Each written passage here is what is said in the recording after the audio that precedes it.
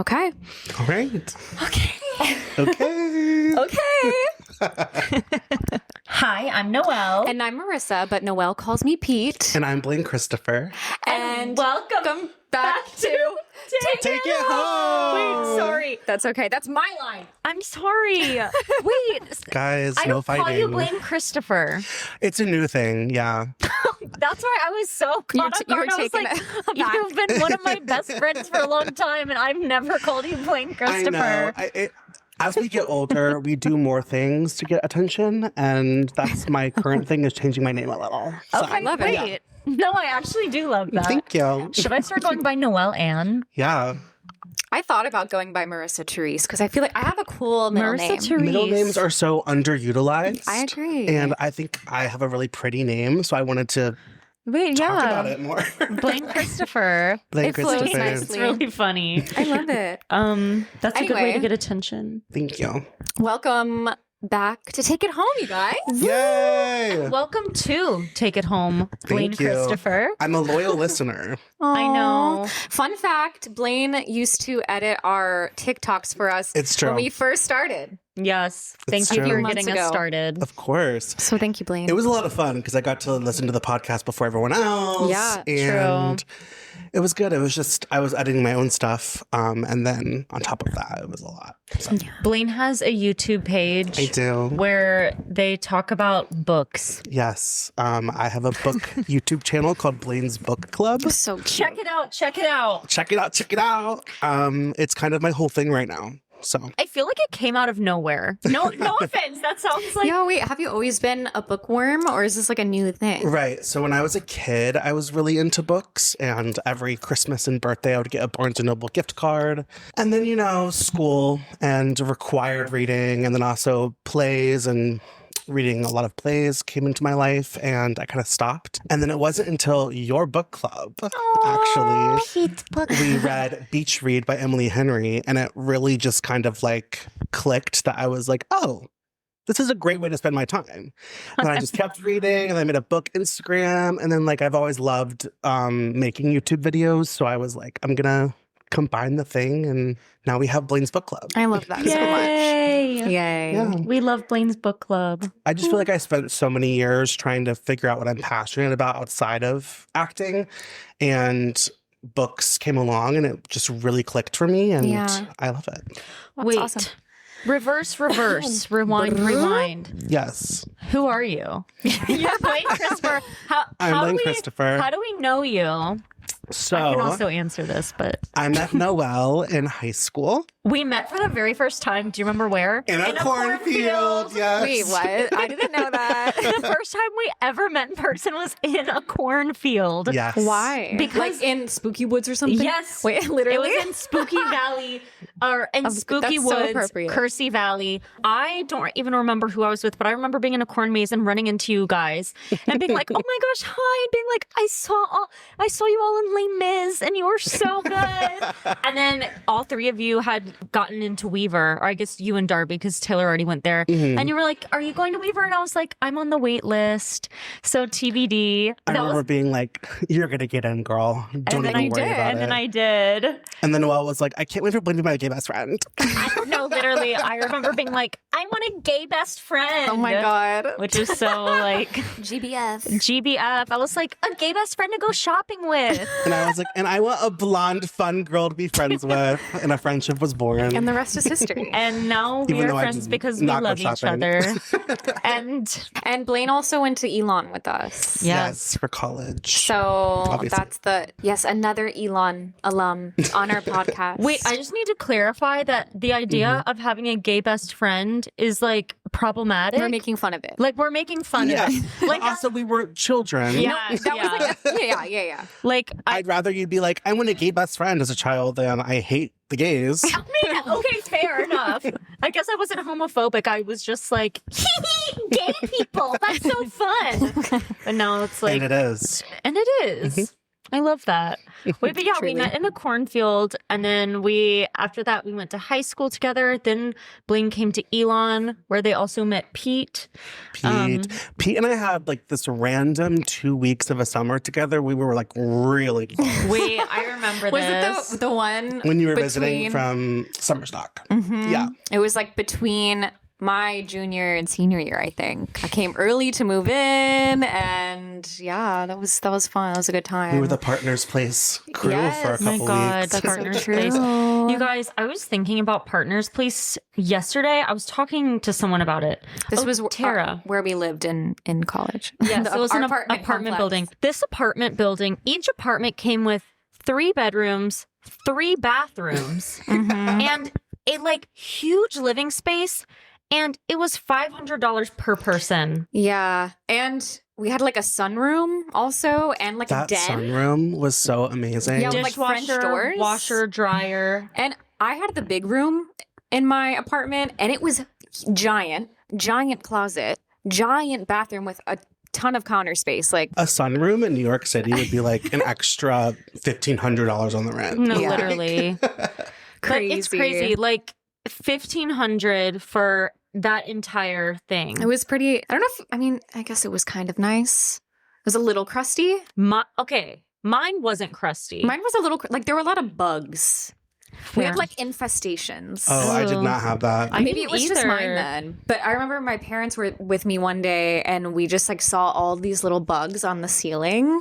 And it was Fuck disgusting. no, Marissa. And then I would also get like really big spiders. Like I would just see them in my carpet. I lived on the first floor, so You maybe would that was see them why. in your Maybe carpet? that's why. In my bedroom, yes. I feel like that was just a first floor, like a bottom floor I'm thing. sure it was. I'm sure it was. Because I lived on the first floor and I saw lots of spideys in my place. I was on the very top floor. Yeah. And I also had a skylight in mine too. Like, Mm. yeah. Yeah. Yeah, not too shabby. Not too shabby at all. But also, you guys have balconies. So We do and have we like don't balconies. utilize them.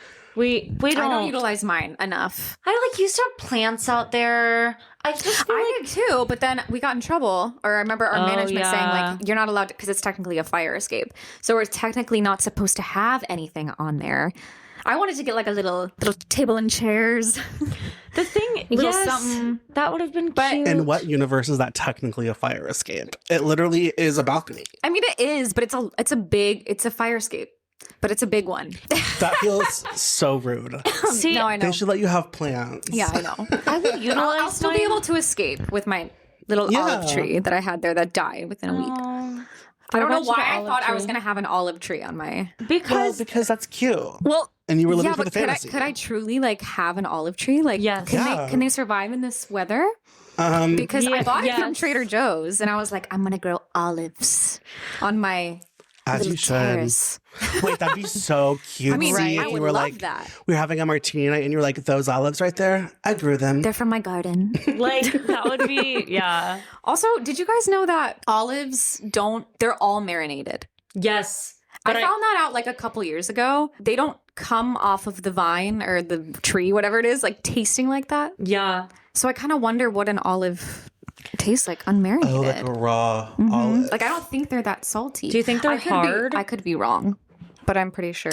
Like I Well, wonder is if it- they're hard. Is it like a pickle, like a cucumber with a pickle? Kind of, yeah. You never see an unmarinated olive anywhere. Yeah. Like We olives should do are some just research later. Wait, that's actually a really weird thing. Yeah, I know. They don't come salty. I don't think so. Well, I mean, like, I figured they make it more salty, but it's not salty at all naturally. Maybe it is. Does someone want to Raw Google it? olive. Because I kind of need to know. True. I Google everything. Okay, let's see. Okay, almost all olives are cured or brined in some way before you eat them. Fresh olives straight off the tree are extremely bitter because of a certain compound they have. So they're basically inedible raw.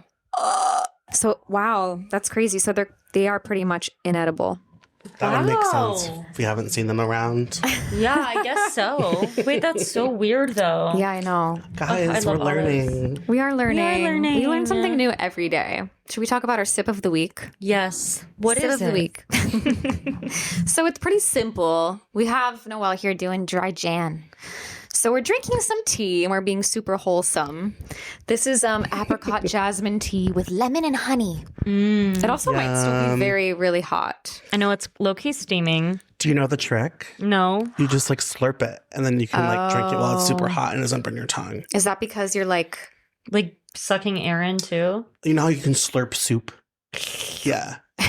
Wait, should all three of us slurp into the microphone? Let's freaking slurp. We're gonna love Cheers. Cheers. Eye contact. Thanks for having me. Of course. Thanks for being here. I'm scared. Whoa. I'm so sorry. If I decided to leave that in, I'm so sorry. I'm just laughing because I'm imagining like, what if it didn't work and we all just like burned our tongues. Wait, it worked. It did work. Right? It's a very floral. It is very floral. It's yum. Tasting tea. Yeah. I'm getting a hint of like soap. Oh. Well, it's probably like the floral that you're tasting because like you can associate floral with Good soaps. soap. Good soap. Good soup. Like good soup.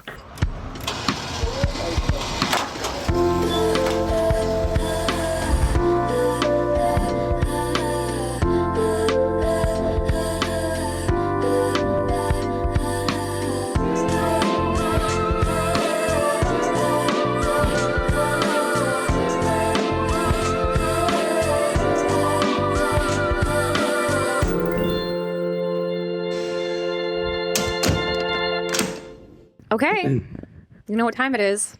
Smile of the week, smile of the week. Smile of the week, smile of the week. Blaine, do you want to go first? Sure. Okay, so my smile of the week is it actually happened today. I was laying on the ground doing some stretches because apparently if you don't stretch every day when you're a little bit older, 28, apparently your body just like stops working. Stop. No. So I've been stretching and I was on the ground and I have 4 cats and all 4 of them just like looked over at me like as I was stretching. And I had this moment of just like, you guys are so cute. Like, because obviously I know they're cute, but it was like a moment of me being just so grateful for them and just being like, how are you all so cute and so sweet? And why do you love me so much? That's really I love cute. that. You have 4 cute little cats that love you. All 4 of them love you. I love them so much. It's actually a little bit worrying because I am the kind of person who thinks about the dark stuff sometimes. So I'm like, what the actual fuck is going to happen when they die? Well, they're not all gonna die at once. They're not gonna die. They're never gonna die. Or that. Thank you, Marissa. That's the answer I want, actually. Yeah. They're not. No, They're not. They won't. They literally won't. Thanks, guys. But anyways, good smile of the week. My smile of the week is season 3 of Tell Me Lies is out, and Pete and I watched the first 2 episodes, and it's really good so far. It's such a good show. It's such a good show. Is this going to be the last season of it? Do you know? I don't know. Oh, speaking of Tell Me Lies. So this drama TV show that is so good. I found out today that, do you know they're dating in real life, Lucy and Steven? I did know and that. And then so are Pippa and Wrigley. They're dating in real life. They are? Mm-hmm. Did you know Evan is getting married to Molly? Yes. So I found that out all today. And Blaine hasn't seen the show. Wait, so. I didn't know Pippa and Wrigley are dating in real life. Apparently, according to TikTok. I deal with enough toxic relationships with my friends. Not that I have them with my friends, but people have some boyfriends that I don't like. And I don't need to see it on TV as well. Yeah. Fair enough. Fair enough. It is a very intense Do you show. like my boyfriend? Yes. Okay. Rodney. I don't hate people's boyfriends, by the way. I just... You want the best for your friends. Exactly, 100%. Yeah, for sure. What's your smile? Wait. I did that last time. Dude, you did that last time too. I'm scared. You keep forgetting every time well, not every time, but this is twice now where I've said my smile and after it, Pete goes, okay, what's your smile? And I'm like, I already shared it. I'm sorry. The question is, what is yours, Pete? Gosh, my headphone cord is not long enough. So anyway, Chored. My smile is that I talked about this on the podcast already a little bit, but about the concert I went to, I finally went. I talked about that I was going, but now it happened this week. The Not for Radio concert. I was there too. Maria of the Marias solo album. Oh my God. I did not know about this. She has a solo album. And it's amazing. I saw the Marias at a music festival, and it just insane. I had never heard their music before, God, and it music was festival. insane. All Things Go this past summer. Yeah, they are incredible. So I good. love the Marias. Like, I just love their music. So she came out with a solo album that it's incredible. You should listen. I think you would like it. Is it like the same vibe? So it's a little bit, it's different. It's darker, a little more like ethereal, floaty, whereas like Maria's leans a little more into like pop in a way compared to her solo stuff. And her artist name, she released it under the name Not For Radio. So the whole concept is like, these songs aren't for radio, you know? But the concert was incredible because I had never been to a show like this. Let me know if y'all have. But it was a concert in a seated theater, and like I guess I've been to seated concerts, but not ones in like a theater where as if you were like seeing a Broadway show and everyone stayed sitting the whole time. You look like you want to say something. I saw Charlie XCX at a seated venue. Did people stay sitting? Like low key, some of them. Yeah. Like, was it kind of weird? Yes, because That's weird for Charlie XCX. And I was like, "Get up, everyone, get up!" That is like crazy vibes. for Charlie XCX. Yeah, it was in New York too. It was like a couple years ago. Wait, you and I saw Kalani. It was like in a similar venue as that. Yeah. Okay. But we were standing more for that one. Yeah, it's like you can choose to sit down, which I like. Just the vibe of this was very like Theater. her opener was a 4-string, a quartet, like string quartet. It felt like it was giving theater. I love that. Concept was, it was an ode to Swan Lake because she has a song on the album called Swan.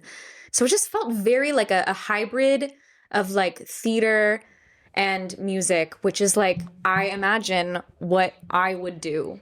Yeah. Oh, you know, wait. Literally after it, I was like, this is literally, like, I could see you doing exactly that. And it's just crazy because, like, I feel like I've never been able to, like, put into words, like, my vision for, like, if I gained an audience and was able to do a show like that, like, what I would do. But then she did it. And I was like, That is so cool. thank you for paving the way. Wow. it was really amazing. beautiful. And she's just incredible. She's amazing. I love her. Show was great. When you walked out of the theater, was it kind of like similar to when you walk out of the movie theater after like a really like good movie? Yeah. And you have that like high. Yeah, I felt very inspired afterwards, That's which is, you know, the awesome. best feeling. Which is actually a good segue into what we're talking about today. Oh, yeah. Yay. Why did I, like, forget that we had a topic? But yeah, we're all artists here.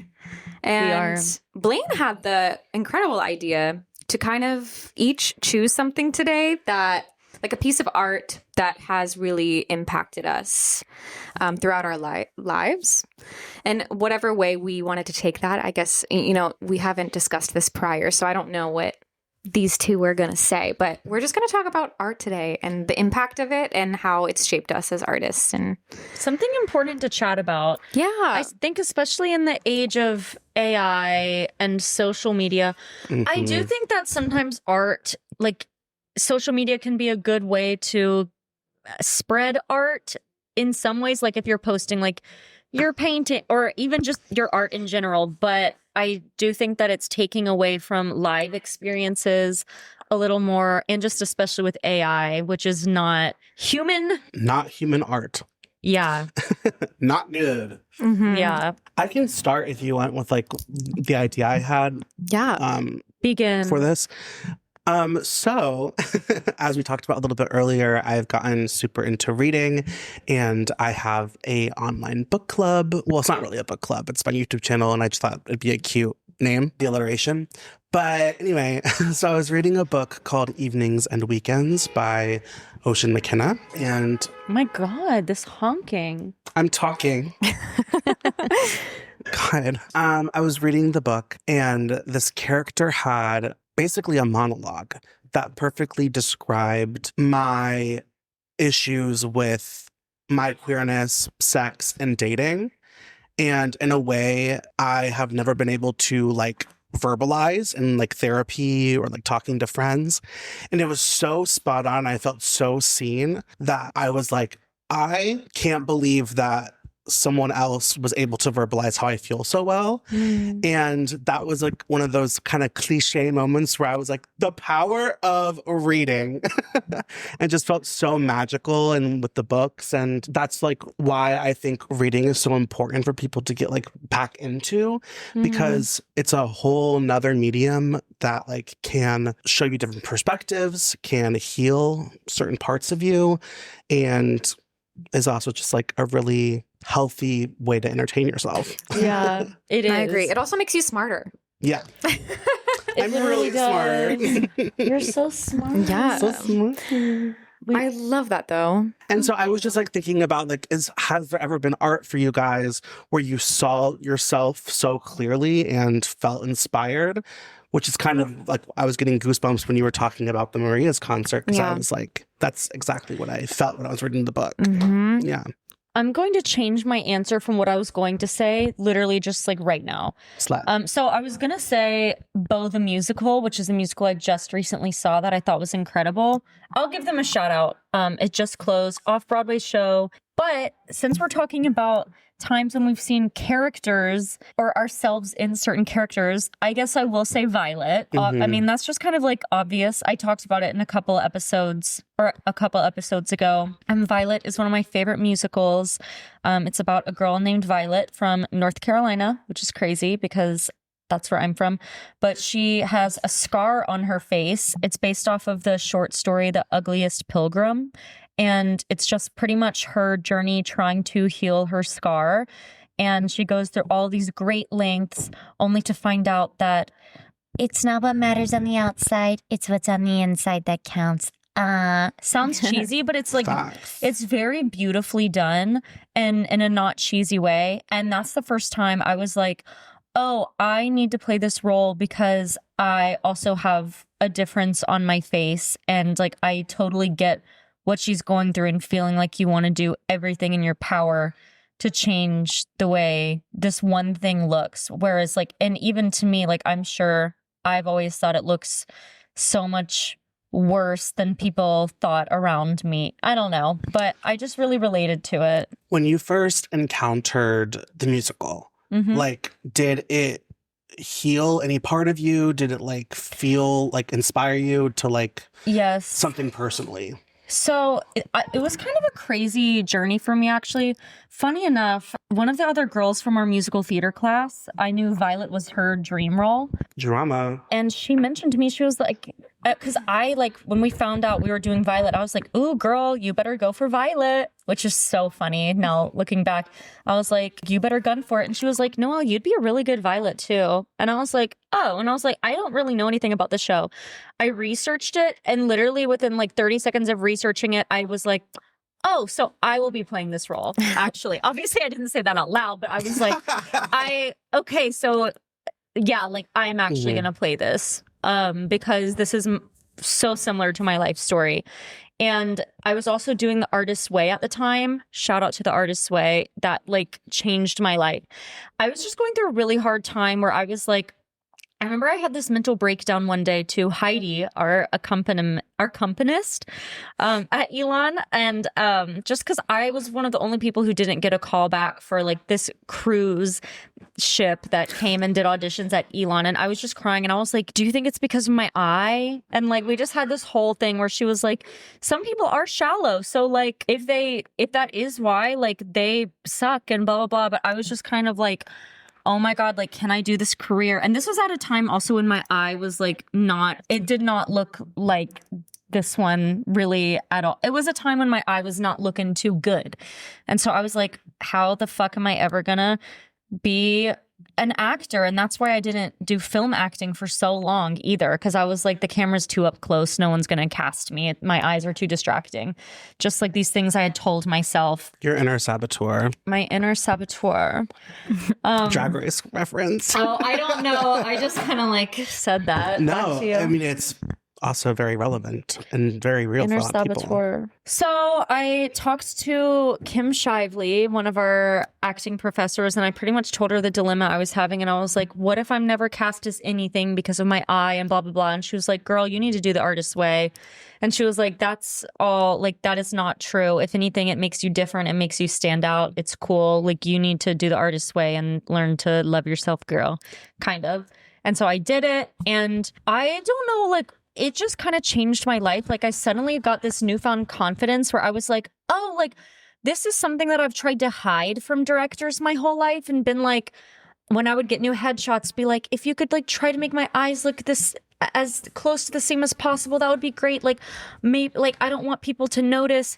I did a complete 180. So for a while after that, I was like, oh, like, this is my thing. Like, I'm gonna talk about my eye on my website.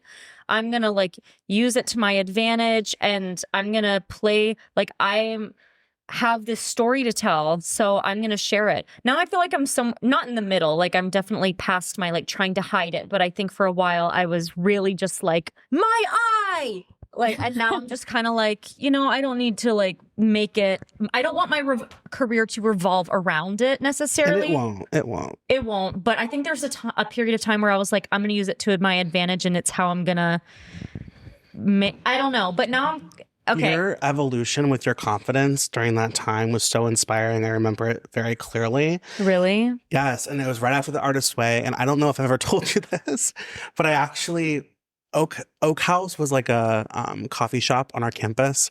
And I actually went up to Kim Shively in Oak House.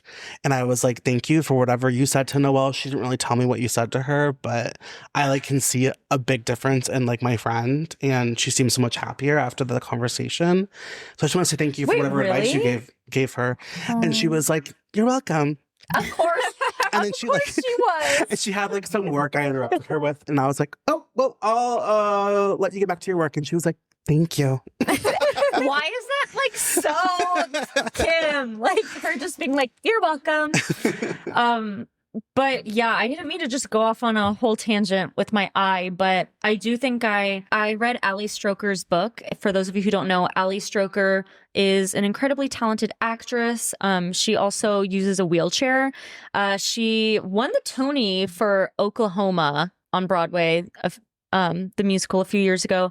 But she talked about how any role that she plays, that's just part of her character. Like, she's like, yeah, when I played Ado Annie in Oklahoma, like, Ado Annie is a wheelchair user so now I'm kind of like, oh, that's a way that I could see it with my eye too. Like, any character I play will just like have a prosthetic eye. One day when I'm Glinda, I'm gonna be Glinda with one eye. Like, and Period. It doesn't have to be a plot point, but it's just like, it's part of me, and it's going to be in every character I play, which I think through the Artist's Way I learned is something really cool and unique to me. And I have this life experience that other people don't have. Besides Emma Ashford, shout out to you, girl. Gotta get her on the pod too. I know. We need to like have a whole episode about prosthetic eyes. Yeah. But anyways, I saw myself in Violet and just gunning for that role, and then doing it, even though I didn't get to fully do the show. It really did change my life. Like, that's a piece of art that I feel like I healed a part of myself through doing. Mm-hmm. I just talked so much. I love you, Noelle Pop. I love you too, Blaine Pop. And Petey Pop. And Petey Pop. Petey Pop, Blaine Pop, and Noelle Pop. Well, Pete, what about you? Shifting gears a bit. So I thought of this in terms of like, I don't know. There are other things I could have talked about, like the concert, and because that is like something I saw myself in so fully. But I landed on what I wanted to talk about was... I'm like so intrigued. I'm like, what are you going to say? Yeah. When we all fall asleep, where do we go? Billie Eilish's album. Good one. A great album. Great album. And it is less about the album than it is about just kind of like what it represents, and like the alignment and the time that like she became a huge inspiration for me in my life was kind of like, you know, during that time of the album. Because it's not even my favorite Billie album. But which is your favorite? Happier Than Ever? Her newest one. Oh, duh. Yeah. Did you say hell no? I said hell no. No, I love Happier Than Ever is great. Hell but no. Definitely hit me hard and soft. Duh. I don't even know why I asked. Why did I ask? Good. The one that didn't win any Grammys. Crazy. Wait, did it not? No, it didn't. No. It was like she had a streak of Grammys. So when we all fall asleep, Wait, where do that's we go? She won like 7 Grammys or something that year. Then Everything I Wanted was her single, won best whatever record of the year. Hit Me Hard and Soft, which I think is her best album, didn't win anything. It was nominated for a bunch of stuff, but it didn't win. Anyway, that was a very impactful piece of art for me in my life, but it was a slow burn because I remember first like hearing about Billie Eilish here and there, like when she was like 15 and being like, Who's this girl with the big t-shirt? Wearing these clothes that are way too big for her. Like, what's going on? Like, who is this girl? She's like 15. Where are the avocados? Where are the avocados? Oh my God, throwback. That used to be her Instagram name. So I wasn't a fan of her for like a while. Not like actively not a fan, but like not actively a fan. If that makes sense. Yeah. But I remember when her new album came out, it was like 2019. One of my friends with a couple other friends on like fall break or something during our junior year, one of my friends was like, have you heard this new album? Like, it's really cool. And I was like, no. And she played it and I liked it. But it just came into my life at a time when COVID happened shortly after that. I started writing music. She kind of opened doors in my mind of like how things can be done because I was like, oh, here's this girl who's writing these really, really cool songs with her brother that seem to be like just what she wants to make. Like they're weird, they're dark, they're not really, you wouldn't think like made for radio. And she did it in her bedroom. And I was like, man, like that's something that I can do. And that's like what I did as I started making music in my bedroom. It's just interesting because I used to write like when I was younger. I was in a girl group. I talked about that a little bit. And like This is my favorite Marissa lore, by the way. everyone loves this lore. girl and we group wrote lore. like little songs and stuff. And like when I started really getting into theater, like deciding this is the path I want to choose for my life in high school. And that's when I kind of left all of that behind. And I just didn't think it was for me anymore because I didn't know it was possible. I didn't even know if I was like, I could write. Like I didn't know that I had that in me because I just kind of shut it out. And then I focused on theater for so long. But where was I going with this? Well, I was going to say it makes sense with your upbringing in musical theater to kind of strive to your art to be something that you know people want or like are looking for and you want to fit into those molds. And so to have that moment of being like, wait, no, I can make music that I want to make and it can be weird and like cool and like whatever. That is exactly such a good way to put it because I always say like, I mean, I love acting. I do. It's just a completely different thing than like writing and creating and what I get from writing music is just so different from what I get from acting. And I think I was really, really missing that piece in my artist life of like writing and creating. Because clearly I was like meant to do it because it is now one of the things I'm most passionate about. I think it's changed the trajectory of my life. Like whether anything substantial happens from it, it's like I love doing it. Yes. Yeah. So like that's what matters the most. And I didn't know it was possible to like create something that I liked to listen to. Like, I don't know, but just seeing someone else at such a young age, like do it. And then other people loving her so much for it. I was like, well, that's why you just have to be authentic. Like you don't have to write like the hit song. Just write what comes from your soul. And then that's what people will be attracted to. Yeah. You know? For sure. Freaking facts. So yeah, facts. I should have guessed that you were going to say something Billy. Yeah. And I haven't talked about my love for Billie on the podcast, but she's been a huge inspiration. You're coming out. I'm coming out as Billie Stan. Billie Stan, I know. But she's also led me to like find the other artists I love, like the Marias and Dora Jar. Dora Jar. Ironically, We love they her. both opened for her at certain points. So it's just funny it all aligns. Yeah. But then I see like someone like Maria and I'm like, you are doing not exactly, of course, because everyone's different. But I just love this age of like seeing artists do them and like create their own worlds. Because I feel like for so long, it was just like writing these pop songs. Also, one more thing I will say with like Billie and these artists, I love how their voices are beautiful, but the music wasn't about their voices. Yeah. And that was so important for me, like when I started writing, because I was like, it's amazing to listen to an incredible vocalist who can just like sing. And like, obviously I'm a singer trained in music theater, whatever, but I love when a song is good because the song is good, the lyrics are good, the production is good. It's not about the riffs they're doing. And that's also such a good example of why it's important to be, what's the word I'm looking for? You just said it. Authentic with your art, because, you know, Billie Eilish's voice almost became like a trend for other singers to try to copy it. Right. And, you know, you just said it wasn't about the voice, it was about the writing and the music being created. And I feel like because her vocal style became like a trend, it just goes to show those people didn't like rise because maybe they weren't focusing on the writing of what they were saying. They were focusing on trying to like sound a certain way. Right. Yeah. And I think that's something I like to stick to when I write, is just not trying to create something to sound a certain way. Your music is so good, by the way. Thank you. Yeah, very good. She has 2 new songs in the works. Both of them are incredible. One of them in particular, I'm like obsessed with. Wait, I'm excited. I literally am like it's really good. Well, thank you.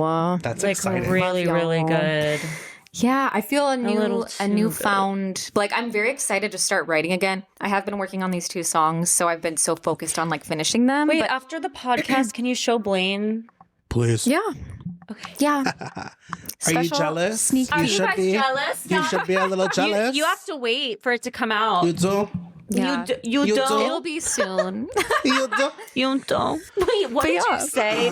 Oh, God. Side note, complete conversation changer. When we were in Miami and you answered that phone call, what did you say?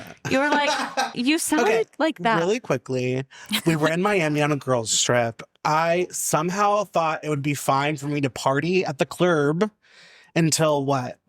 Like 5 a.m. when I had a flight at 7 a.m. Like, that make sense. That's like when you have to be at the airport. And I was like, I'll just sleep for like 30 minutes. Then we all wake up at the same time and we're like, Blaine, you're still here. So I'm calling the front desk and I'm like, is there any way to extend? Hungover, very hungover. Is there any way to extend the room? And he was like, oh, yeah. And I was like, thank you. And he was like, have a great day. And I go, you too. Oh, wait, that's what I'm thinking of. Just the way you said that. Me and Charlotte could not stop laughing. You're like, you too. You too. I think a lot of my most like unhinged party moments were with Blaine. This is so off topic. Oh my God. Now I'm just saying it. You're going to tell some stories? In high school, we were like scary. A little. I can imagine. Very scary. I'd be like, bye, Mom, bye, Dad. I'm going to have a sleepover at Blaine's. Huge house party. And then I'd like go over to Blaine's and like just be doing crazy stuff. But most of it, I do feel like I don't even know what I'm trying to say. Are you trying to say like we weren't doing like super scary? Yeah. Scary to me means like I was just getting insanely drunk and like smoking weed and maybe like showing people my boobs. and just like being crazy and like we would be dancing around, telling stories. Like, it was kind of pure, honestly. Aw. Yeah. Just like telling stories. Yeah. Drinking Everclear for some reason. Yeah. Oh my God. No, I don't know. I was like always naked also. Yeah. I'm like, can I say that on the podcast? Yeah. I mean, yeah, I guess. Okay. Anyways. Your body. My body, my choice. Your podcast, your choice. My Exactly. podcast, my choice. No, I didn't drink till after high school. I know, which is that so crazy? crazy town. And that's honestly how it should be. Yeah. You think? Yeah. It's just not think how it I would usually like my is. kids to wait till college, I think, to drink. I started Fair drinking the summer before college. So I got a little warm up going into college and then Warm up. Then the rest is history. got it all out of my system. I do not condone, we do not condone, Take It Home, the podcast does not condone underage drinking. No. No comment. Blaine and Marissa do not condone underage drinking. I think that the drinking age should be 18. Oh, I guess, yeah. I mean, Well, it is in a lot of countries. I know. And that's why I think that drinking here is so like, what? Like, I don't know. I just think because it's restricted so much and such a big deal, like people don't casually drink as much, especially like in high school and college. Like, No, yeah. you wouldn't just like have a glass of wine. Like, if I was drinking in high school, I was like pouring a sip of each liquor in my parents' liquor cabinet into the same cup and having a drink that's like orange juice mixed with tequila, vodka, rum, Yummy. everything. Oh my God. Anyways, this is so off topic. Should we talk about art? If I drink a sip of that now, I would be hungover for like 7 days. Yeah. Right. No, yeah, exactly. Like, because I will have, what happened to me the other day? I had one margarita, like in that tiny little pink cup right there, hungover the entire next day, like felt disgusting. You know what? Maybe that's why drinking should be for kids. Because Yeah, they're 'cause not they going to can get bad handle it. hangovers. For kids. For children. Drinking should become Drinking should be for It should children. be illegal after you Yeah. turn 25. drinking should become illegal again. I started getting nasty hangovers at like 23. And that's kind of low key why I'm like, is it because I started drinking in high school? Maybe. I don't know. Maybe. You started drinking, didn't you drink for the first time in like 8th grade? No. For so long, I remember like freshman year of high school, and because the first time I drank was, I think, like summer going into sophomore year. But I used to always say to people, like, I don't judge people for drinking. Like, I'd be like, I don't judge you for drinking. I just don't want to do it myself. I like low key remember this. Like, I'd be like, I don't judge you. But, and I Literally wasn't the actually craziest party judging. girl I know. And then I drank, and then I was like, wait, this is low key fun. Should we talk about art? Let's talk about art. Yeah. Let's talk about art, Let's man. talk about art. Okay. Blaine, I kind of want to hear more about what you have to say, because I feel like we kind of skipped over yours pretty quickly. When was this? When did you read that passage in the book? I read Evenings and Weekends in the summer, this past summer. Okay. And it was this like online book club that I was a part of that had me read it. And it was just really eye-opening that I was like, oh, reading can like literally make me feel so seen, but also like be able to verbalize what my not issues are, but verbalize what I've been working on so I can actually heal from those things. Because before I was in therapy being like, I don't know why, I don't know what it is. And then now I can like actually say what it is because I read it in a book that's like a fiction book. Like that's so crazy to me. And that's what's so beautiful about art is when you find those things where you're like, how are you, whoever wrote this, like inside of my head, like you wrote this for me personally. Yeah. But in reality, it's like they're writing from their own experience, and it just makes you feel like connected to humanity, which sounds so cheesy, but like truly it's like you realize, you know, these things I'm going through, maybe they're not unique. Like I'm not alone. Yeah. And it's a beautiful thing. That's why art is so important. I mean, it is for so many reasons, but one, it connects people together in that way. Like I know that I've gotten through heartbreak or just like really hard times through specific pieces of art, especially music for me. Like I make a playlist for like every single situation ever. And just like any of the times in the past where I've been like sad about a boy or whatever, like I'll literally go and make a playlist specific to what I'm feeling. And it's really therapeutic. It's healing. The world needs art. And back to what you were saying earlier about like as an artist, there being certain mediums that fulfill specific like parts of your creative self. I feel like that's kind of where my journey went with reading and starting my booktube channel, because like everyone I feel like it's been on this podcast is an actor. Actually everyone. Yep. But I've made this like over the past few years, I was like, what can I do that's not this? Finding a passion outside of acting, because at the end of the day, I want a job that I'm passionate about, and whatever that looks like at the end of the day is what it's going to look like. And so I was like trying so hard to find something that I felt that way about. And I found reading, and it was such a relief.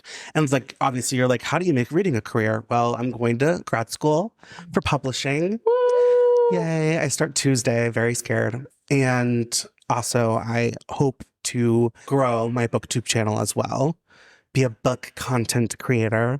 But I'm saying all of this is because like I love acting and I always will. But at some point I was like, you know what? I want to be fat and I want to be ugly and I want to have tattoos all over. And sometimes you can't do that. You can, but it's You like should be able you should be able to. But it's more about the mindset of it. You know what I mean? Like I'm sure there are plenty of brilliant, fat, ugly, tattoo-filled actors, but it's more of a mindset where I was like, I would love to find something where I can just be free of what I look like and focus on You're also not ugly. something else. Oh my God, no, I know, but I wouldn't be able to be ugly in moments. You know what I mean? Okay, fair. Like, if I'm having an ugly day, I don't want to be like, oh my God, I can't go to the audition because I feel ugly today. Yeah. I get that. I know what you mean. Like acting is a very specific type of artistry that takes a certain toll on you. Yeah. I think I've always explained it like when you're an actor, you kind of feel, at least for me, like the canvas in someone else's. I mean, obviously there are things that you do as an actor, like that are creating the character and whatnot that the director can't do on their own. Yeah. But like,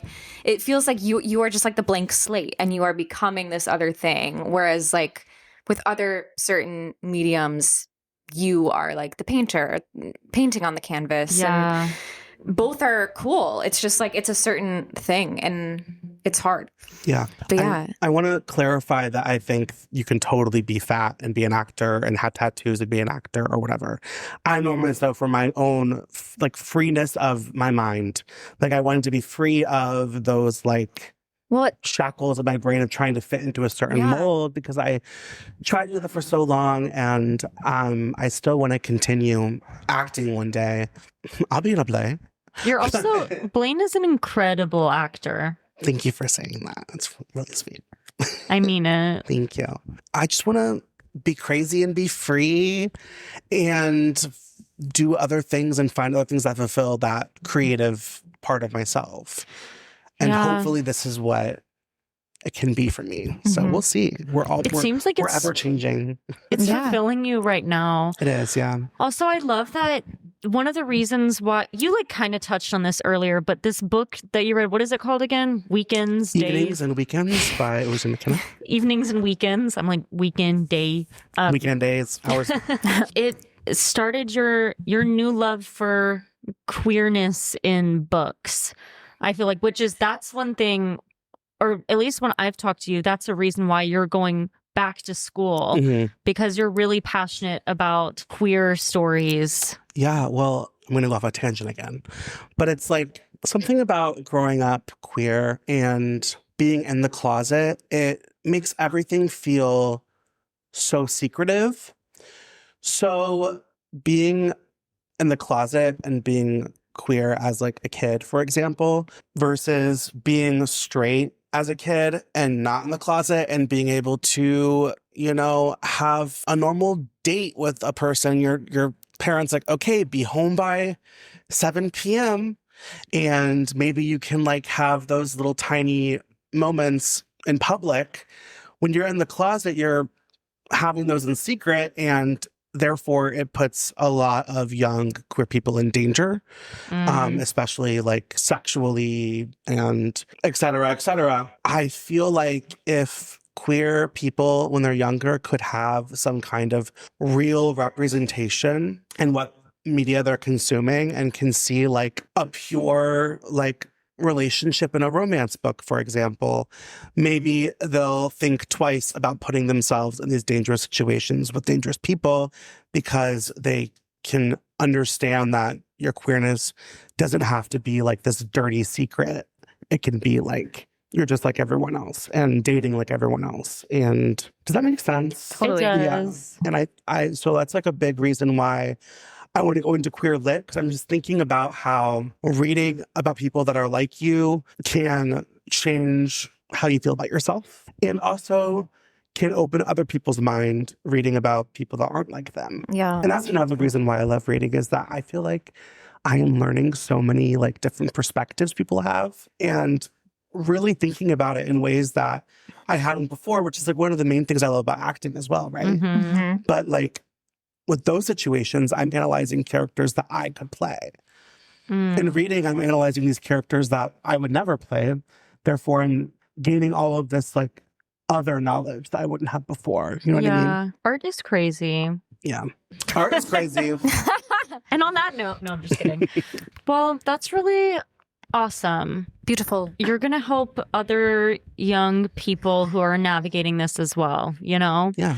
I'm glad that, well, you know, I was about to say I'm glad the world is becoming more accepting, but there's like a community of people who are becoming more accepting. Then there's definitely a lot of people who aren't. And book banning? That's crazy. That's crazy. Censoring these, what I just said, like the book that I'm talking about, that would be censored. Like a queer romance for kids, like that would be censored. Yeah. And it's like, that's so crazy because are these kids learning? Right. Like, you know what I mean? Like, are they learning about other perspectives? Like, I don't know. It's really scary to think about. Oh my gosh, 2 of the kids that I babysit both recently changed their pronouns. Insane. Sorry. Insane. The way I was holding that in for like the entire podcast. Don't hold it in. Blaine Let also it was out. not able to burp until like a year ago. This is true. Gosh, I always forget that. That's I picked you up from surgery. I know. I got burp jury. They just burpery. Burp jury. they injected Botox in Botox. I don't know why I said it like that. They inject Botox into your cricopharyngeal muscle, and it helps you burp. Wow. And now Mine you was so burp. tight that I couldn't burp. Is it gonna last forever? I hope so. Okay. Wait, but it was surgery, so they had to, because they didn't just inject it from outside. No. Yeah, I had to go in. I was put under. It was a whole thing.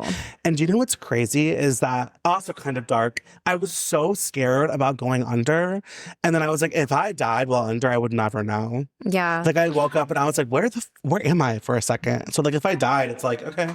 Waking up from surgery is weird. Yeah. It is like the weirdest thing ever. The only surgery I've ever had was my wisdom teeth removal, which was like 5 years ago at this point. But I was Painful like, though. oh my God. Okay, Horrible. my recovery was horrible because Yeah. I waited too long to get my teeth out. I should have gotten them out when I was like 18. I waited until I was like 24. They were very like impacted. My jaw was swollen for like a week and I couldn't even like move my mouth. It was horrible. But I was crying so hard in the waiting room. Like I was terrified to go under. And that's not even like, I guess it's going under, but it's not as intense as like going under for like a real surgery. So yeah. It's still scary. Still scary. I mean, yeah, it's still going unconscious, I guess. I remember the moment. This was so funny. They had me hooked up to like all these machines and then the one you can hear your heartbeat or whatever. And I don't like that. the anesthesiologist, surgeon, I don't know, comes in and he's like, all right, like you ready? And they like start injecting me with stuff. And then you hear the heart monitor go beep, beep, beep, beep, beep, beep. And he goes, are you nervous? And I was like, yeah. And then the next thing I know, I was like, That Dude. exact thing happened to Wait, me. really? Yes. The nurse was like, it's okay, honey. And like holding my hand. And then out. so weird. I remember feeling like my legs going a little numb. And then that's the last thing I remember. Yeah. That's like the same thing happened to me when I got my most recent eye surgery. They were wheeling me back into this room. I remember I was on a bed getting wheeled back and we go into the room and there's like fucking like 15 doctors in there and they're all like doing their tasks and there's all these sharp tools and I started going like and I looked at the doctor and I was like, I'm really scared.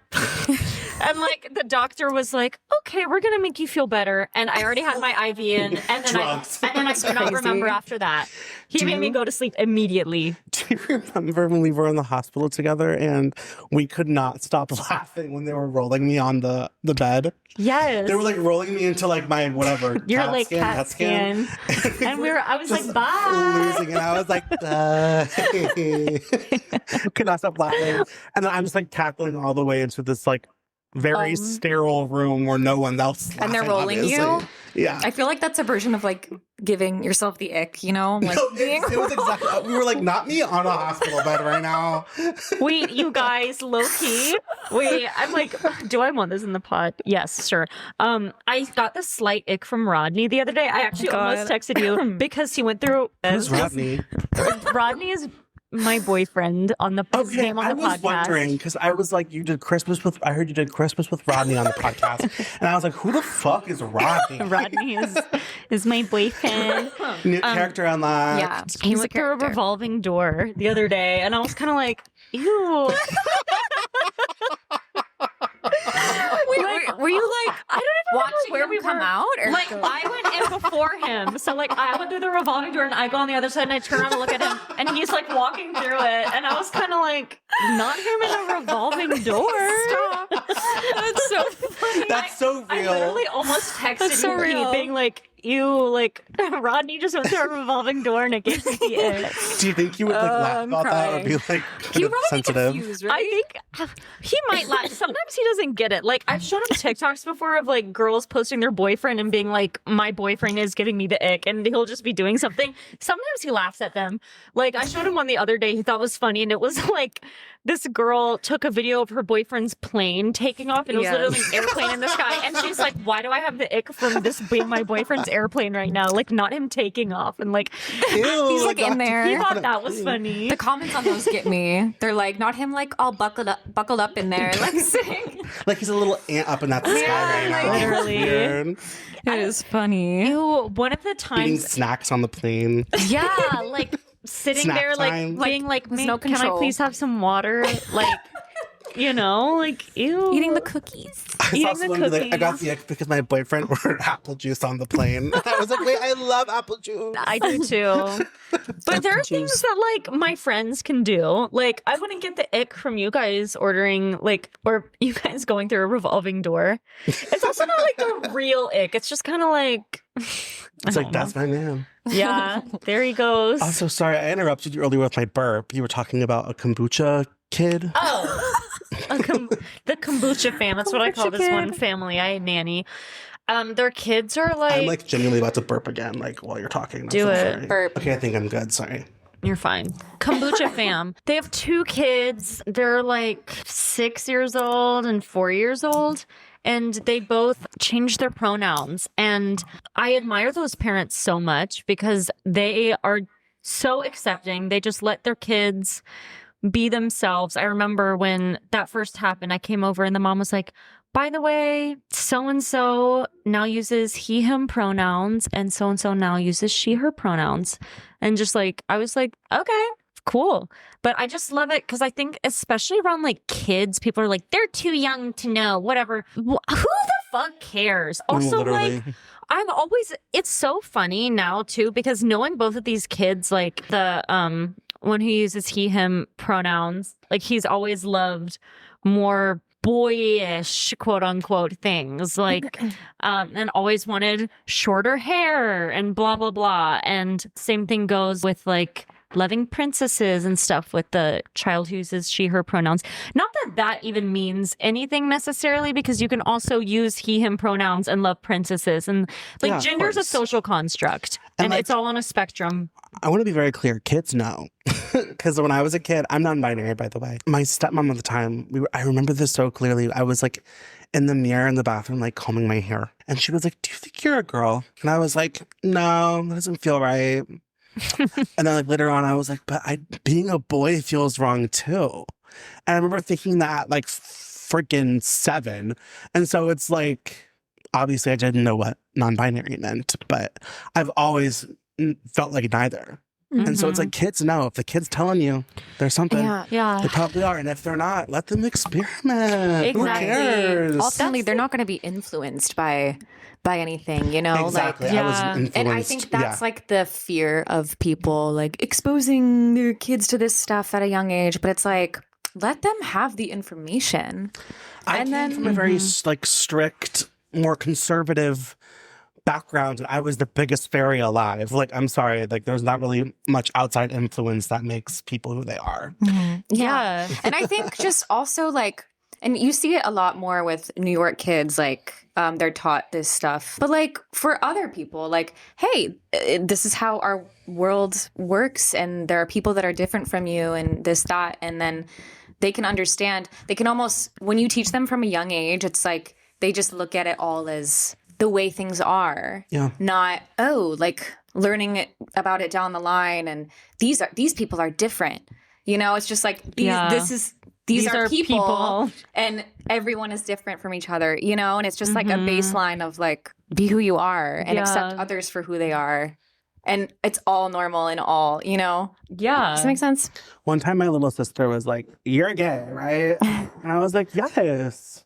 And she was like, "I don't understand why these people are thinking it's such a big deal." And I was like, "Oh, I didn't know that the people thought it was a big deal." Like, thanks for letting me know. No, like, thanks, Blaine. It's so crazy too. Like, we live in this like super accepting bubble, I feel like, too, that sometimes I forget that people aren't that way. Like, I'm like, people are still homophobic. Yeah. Like, I mean, and obviously I know they are, but I don't encounter those people like ever. So it's just weird. What do you mean? Like, it's so odd. My style has really evolved over the past like year or two, and I've started wearing skirts and like dresses, and, which I love. Thank you. I love it. I actually want to wear it, and you can. It is cute. Thank you. But like, where was I going with that? Sorry, no. I went home for Christmas, and I was like, okay, I'm gonna wear my skirt that I would have not thought twice about putting on here in New York City. Yeah. But back home in North Carolina, outside of my bubble, my safe space, I'm like, okay, I'm going to go out in a skirt. Let's see if anyone says anything, which people have. Yeah. Why? Not surprising for North Carolina. I know. I was on vacation once, and I wore a skirt to like a random bar. And someone was like, "Who's the dude in the skirt?" Oh my God. And I was like, see, okay. Not a dude, but when you really just like take a step back, it's like, that's a piece of fabric. Literally. Like, what do you mean? Like, why is that so weird? People in other cultures, men in Scotland wear kilts. Yeah. Like, what? It's literally all just a social construct. Like, one day, years ago, someone was like, if you have a vagina, you will wear a skirt. And if you have a penis, you're going to wear pants. And that's the way it is. And now it's like, just so normalized for some reason, and it's like, it's literally clothes. Yeah, it's like, who the and colors cares? Too. Pink and blue.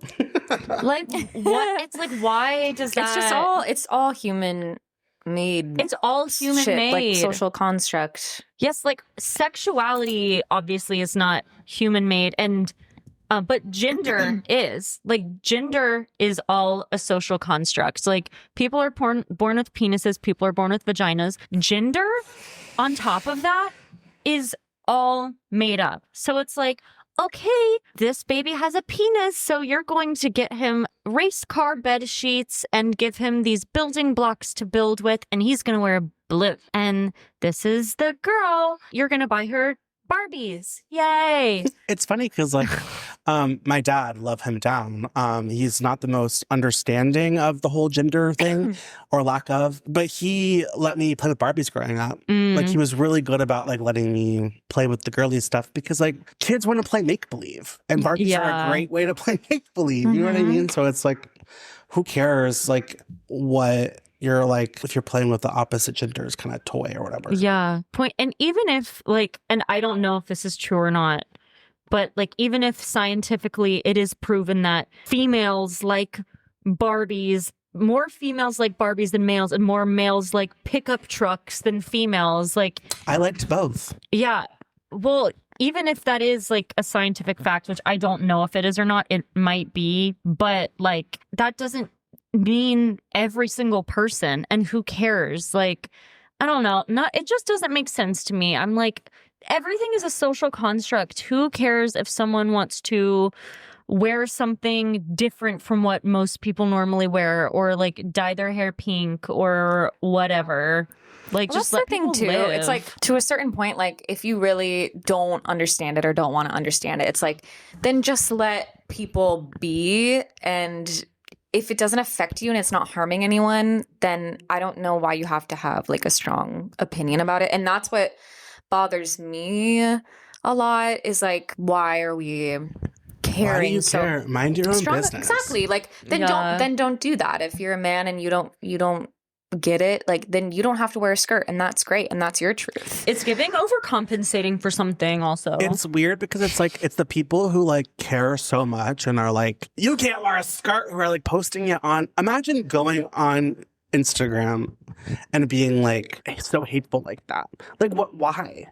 It's like so weird. Do you want to like watch something like fun and like have fun on the internet? Like, why are you like the people who are actively hateful? Like, there's something going on with them. People making careers off of being a hater. It's horrible. And like, it doesn't justify their actions whatsoever because it's never okay. But it's always just like, there's something you need to figure out within yourself. That's why you're coming to me and hating on me, because you are insecure. Everyone says if there's someone who bothers you, look inside yourself, because it's always a mirror to something in yourself. Well, a lot of the, honestly, almost all of the straight men I know have like at one point been like, could I be gay? I don't think so. It's always the homophobes that I'm like, you're gay. That are like closeted. Yeah. Like, I'm like, I know you're gay, honey, and they feel okay. resentful for seeing someone live so openly and freely as themselves. Yeah. Because they feel like they can't do that. And I think there's a level of like sadness to that in our just like messed up society. Yeah. But it does not justify behaving that way. I think it's so hot when straight men are just like so accepting and aren't into all the toxic masculinity shit. Like, he left a date once because he was homophobic. Wait, what? Didn't you leave a date once because he was homophobic? Are you talking about in London? Mm-hmm. Yeah, I met a guy at a club. I was gonna go home with him, and we were waiting for the tube, and there was this gay couple next to us, and they were like holding hands, whatever, and he was like, ew, like those gay people. Like just something weird. And I started crying, and I was like, I wish I could remember it better, but I was just like, I started like yelling at him kind of. I was like, what's wrong with that? Like there's nothing wrong with them. Like there's something wrong with you. Like, and I just started crying, and I was so upset. And I left the station, and he was running after me being like, no, please, I'm sorry. And I was like, no, I'm not going home with a homophobic man. Period. And I didn't. And then after that, I called pizza manager, who I was like kind of into at the time. Yeah, sucks. Both of their faces. Boo.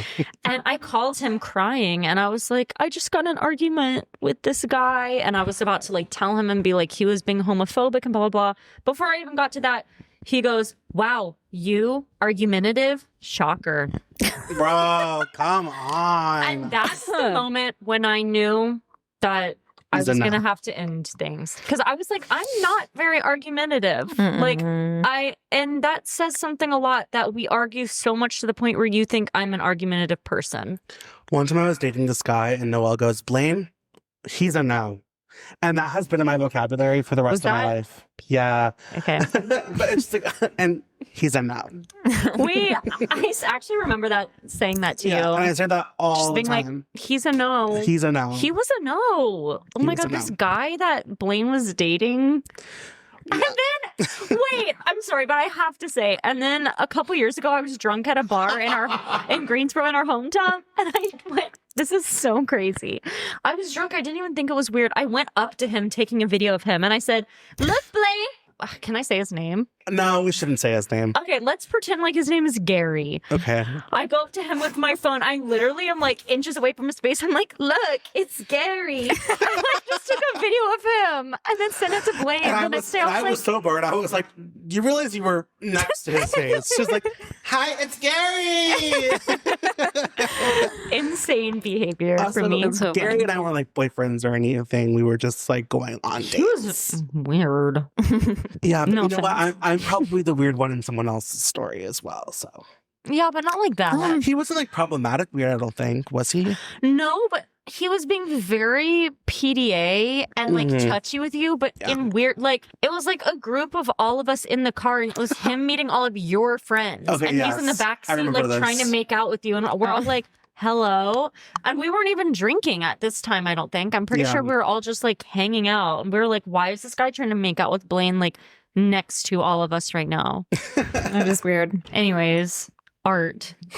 Anyways, I have a little something for you guys. What? I brought you a gift just for to say thank you for letting me on the podcast. Wait, Are you kidding? Wait, Wait, this bag is cutie. It's a good day to read It's a a book. good day to read a book. did you get us books? I did. I got you a copy of Evenings and Weekends. Are you kidding? Wait, this is so cute. I'm gonna cry. That's so sweet, Blaine. And Blaine got us a card too. Oh my gosh. Wait, I can't wait to read it. Take it home. Oh, Blaine. Dear Marissa and Noelle, thank you so much for having me on the Take It Home podcast. Here's a copy of one of my favorite books right now. Blaine Christopher - Blaine's Book Club. That's You're so so cute. sweet. Of course. Not you bringing us. I was thinking, I'm gonna read it. books. Oh, thank you, Blaine. And it's a really cool book because there's multiple characters, like you're following multiple characters' lives. It's in third person, but all of their stories kind of intertwine.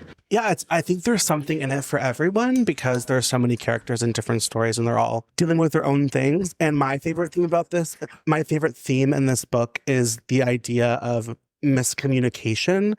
And like, since it's in third person, you can see so clearly how these characters could like resolve something, but they just miss the connection. And it's like so interesting to think about your own life and you're like, how many missed connections are there in my life? Like if I would have just like said something else or tried a different tactic in talking to someone, like would things be different?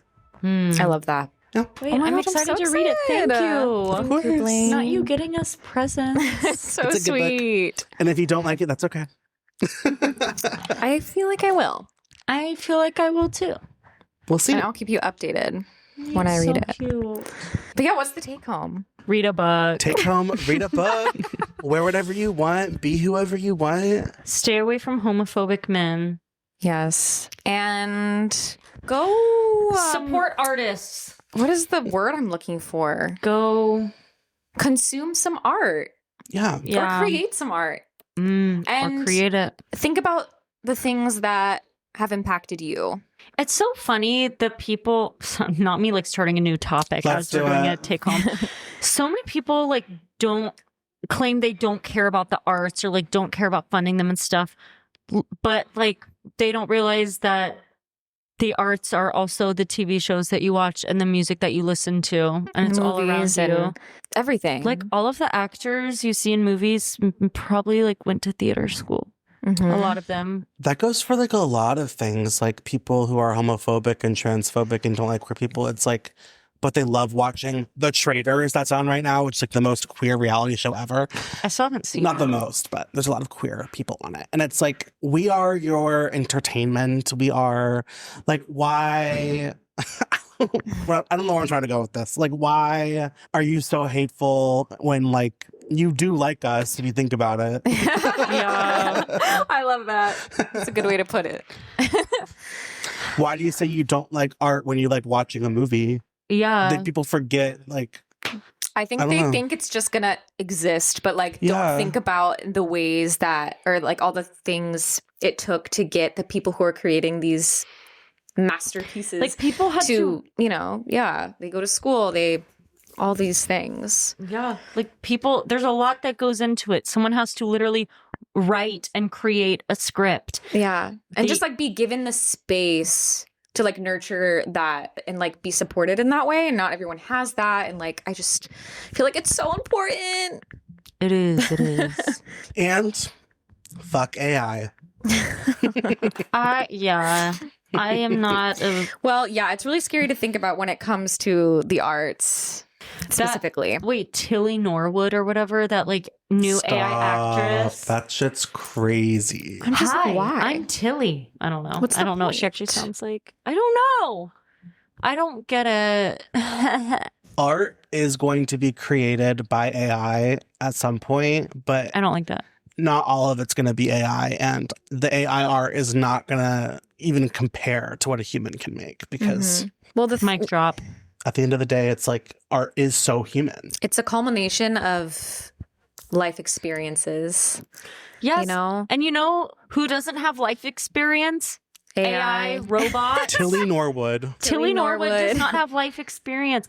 Literally, I'm reading this is on topic. I'm reading Jenna Fisher's book right now, The Life of an Actor.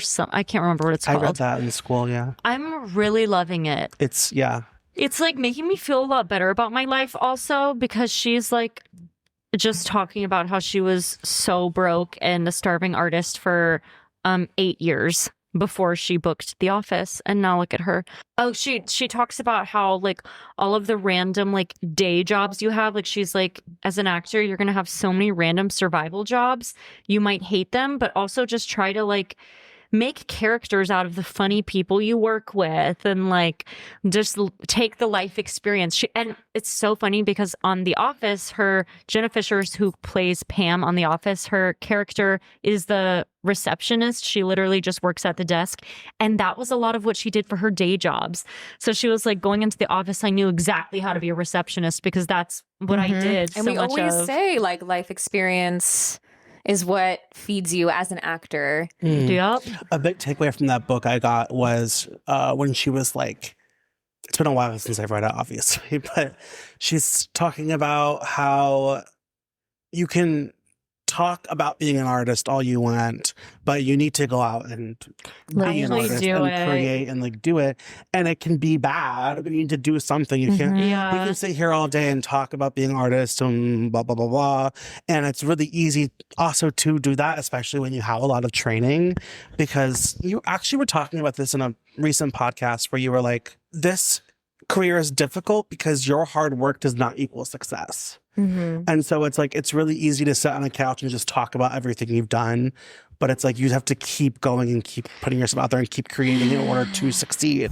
Yeah. She also talks about how everything is luck too. Like she's like, it's a mix of things. 1, training, 2, dedication, and 3, luck. Like she was like, I, trained for so long and I was dedicated, but if the 2 writers in the UK hadn't met and created the UK version of The Office, then The Office would have never existed. And then if the people in the United States who created the US version of The Office hadn't thought, hey, let's create a US version of this, then like that wouldn't have existed. And then I wouldn't have found this, like gotten this role that was perfect for me. And it's like all just like, there's so much that has to go into it. And that's where the concept of fate comes in. Yep. And I think there are things that are just going to be meant for us in our careers. However you want to think about that. I just feel like the stars align in the way they're supposed to. And what's meant for you will not pass you. Yeah. I agree. And also explore all facets of yourself and your creative self, because you never know what might be hidden in there. And that is so true. Yeah. I would have known if I didn't just like pick up my guitar one day. Sounds so cheesy, but that's true. What happened. I picked it up and I started playing chords and I was like, wait, these sound really pretty. I had no intention of like writing a song. And then I just did. And then I was like, well, maybe I'll write another one. And then I was like, well, maybe I'll make an EP. And then I was like, well, now what do I do? Because I don't know how to produce. But then, like, I sat down and I learned, and, like, I don't know. Yeah. I never knew that I had that in me, especially because I don't have, it's not like I've been writing my entire life. It's like, I had a little bit of introduction to it, took a huge break, and it's like all of that was just, like, marinating in me for so long, ready to come out or wanting to come out, and I didn't even know. But there are all these, like, parts of you that you can tap into that you may not even know. Yeah. There's parts of yourself that are probably still like undiscovered to like right here as we're sitting here that we don't know about. So I make jokes about being old and 28, but the truth is we're still very young. We're still very young to discover about ourselves, which is so exciting. It's so exciting. It is exciting. Because I'm so different than I was 10 years ago. Yeah. And I still like that person. Yeah. But I'm excited to see how I evolve and change in 10 years, and I'll hopefully still like the person I am right now. Who knows? Speaking of 10 years, there's like a trend going around on Instagram. I just posted my 2016 photos of my story. Everyone's posting their 2016 photos. I have not posted blew my mind. I was like, oh, that felt like kind of 2 days ago. I know. But like I was a baby. It feels like another life, but at the same time, it's like, how was that like a decade ago? Yeah. What do you mean? It's crazy. Yeah. And it was a huge year because we graduated high school and started at Elon. Yeah. And you came in the year after, right? Mm-hmm. Yeah. You visited a lot my freshman year, though. So yeah, I transferred from a different school and then basically started over because I only did like half a year at the other school. But you graduated our same year then, in high school though. Oh, in high school, yes. That's what I thought. Blaine, where can people find you?